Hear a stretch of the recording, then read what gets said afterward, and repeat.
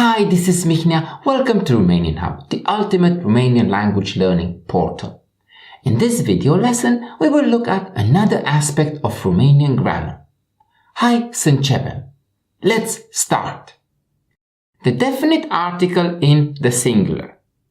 Articolul hotărât la singular. In the case of a singular masculine noun ending into a consonant, the definite article is l, which is preceded by the vowel u. So, noun plus u plus l.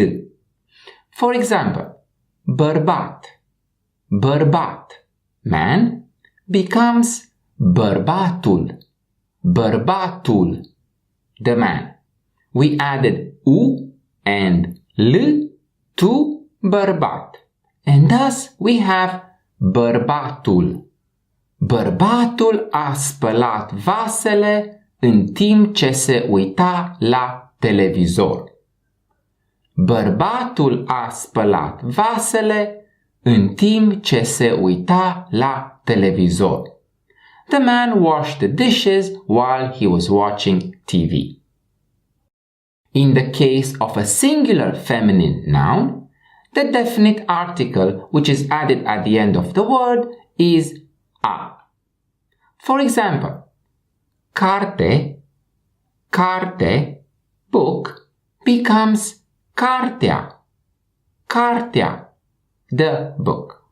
We added a to carte, and thus we have cartea, cartea.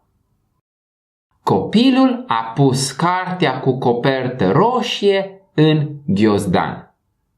Copilul a pus cartea cu copertă roșie în ghiozdan. The child put the book with the red cover in the school bag. For a neuter noun in the singular, the definite article has the same form as a masculine noun, adding u and l. For example, the noun telefon, telefon, phone, becomes telefonul, telefonul, the phone. We added u and l to telefon, and thus we have telefonul, telefonul. Telefonul a sunat timp de 3 minute, dar nu a răspuns nimeni. Telefonul a sunat timp de 3 minute, dar nu a răspuns nimeni.